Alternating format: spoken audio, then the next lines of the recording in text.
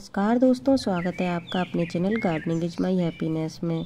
तो आज जो आपके साथ मैं अपना प्लांट शेयर कर रही हूँ, यह मेरा तुलसी का प्लांट है और इसको मैंने सीड से ग्रो किया है। तो आज मैं इसमें जो फर्टिलाइज़र दूंगी वह आज आपके साथ शेयर करूंगी। तो उससे पहले मैं इस प्लांट की जो इसकी ड्राई ब्रांचेस हो गई हैं उसको मैं इस तरह से प्रूनिंग करके हटा दूंगी। तो इस टाइम पर इस प्लांट में जितनी भी ड्राई ब्रांचेस हैं इसको हटाना ही एक बेहतर विकल्प होता है।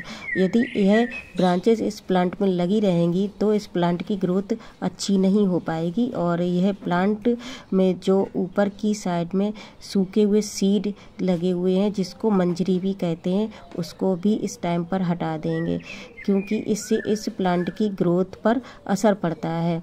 तो इस तरह से मैं इस प्लांट की जितनी भी एक्स्ट्रा ड्राई ब्रांचेस हैं इसको हटा दूंगी। तो चलिए सबसे पहले बात कर लेते हैं तुलसी के प्लांट के महत्व के बारे में। धार्मिक और आयुर्वेद दोनों में ही तुलसी के पौधे को बहुत ही महत्वपूर्ण माना गया है।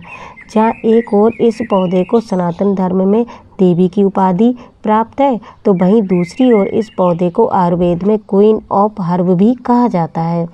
सालों से इस पौधे की पूजा होती आ रही है, इसलिए यह पौधा आमतौर पर हर किसी के घर में देखने को मिल जाता है। लेकिन कई लोग इस बात से परेशान रहते हैं कि उनके गमले में लगा पौधा बहुत ही जल्दी सूख जाता है। वैसे तो इसके कई कारण हो सकते हैं, उनमें से कुछ कारण को आज मैं शेयर करूंगी। तो सबसे पहले, यदि आपके प्लांट की ग्रोथ बहुत अच्छी हो रही है और उस प्लांट पर सीड आ चुके हैं तो आप धीरे धीरे उस सीड को प्रूनिंग करके हटा दें और एक बार में सारे प्लांट के सीड को ना हटाएं।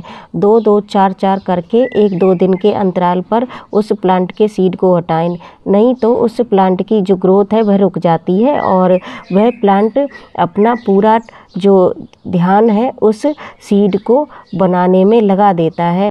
तो जैसे ही प्लांट पर मंजरी यानी सीड बनने लगे तो उनको धीरे धीरे हटा देना ही बेहतर विकल्प होता है। तो इस तरह से मैंने अपने इस प्लांट की अच्छे से प्रूनिंग कर दी है और इसके बाद मैं अपने इस प्लांट में इसकी अच्छी ग्रोथ के लिए फर्टिलाइज़र का यूज करूँगी।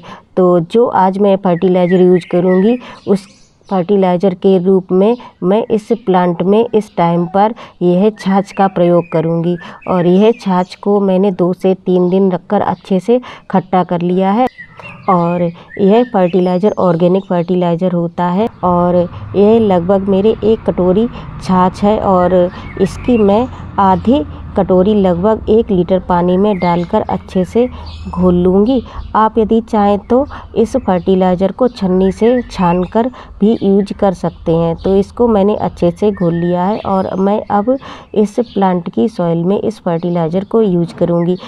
ये फर्टिलाइज़र को आप अपने फ्रूटिंग प्लांट व जितने भी हर्ब वाले प्लांट होते हैं जिसको हम खाने में यूज करते हैं उन प्लांट पर यह फर्टिलाइज़र यूज कर सकते हैं और इसको हर 15 से 20 दिन पर इस प्लांट की सॉइल में आप दे सकते हैं। यह फर्टिलाइज़र इस प्लांट के लिए बहुत ही अच्छा फर्टिलाइज़र माना जाता है। तो इस तरह से मैं अपने इस प्लांट की सॉइल में इस फर्टिलाइज़र को दूंगी और जो बचा हुआ फर्टिलाइज़र है उसको मैं स्प्रे बॉटल में भरकर इसकी पत्तियों पर स्प्रे करूंगी। तो यह मेरी 1 लीटर की स्प्रे बॉटल है, तो इसमें मैं इस फर्टिलाइज़र को डाल दूंगी। इस फर्टिलाइज़र का प्रयोग जब भी आप अपनी प्लांट की पत्तियों पर करें तो हमेशा यदि 1 हिस्सा फर्टिलाइज़र लें तो 3 हिस्सा उसमें पानी मिलाएं। तो इस तरह से मैंने इसमें थोड़ा सा पानी और बढ़ा लिया है। अब इसको मैं अपने प्लांट की पत्तियों पर अच्छे से स्प्रे कर दूंगी और यह फर्टिलाइज़र आप सारे ही फ्रूटिंग व हर्ब वाले प्लांट पर जैसे कि करी पत्ता और तेज पत्ता आदि इन सब प्लांट पर इस फर्टिलाइज़र का प्रयोग कर सकते हैं। इस फर्टिलाइज़र से प्लांट की ग्रोथ बहुत ही अच्छी होती है और यह केमिकल फर्टिलाइज़र के मुकाबले बहुत ही अच्छा फर्टिलाइज़र होता है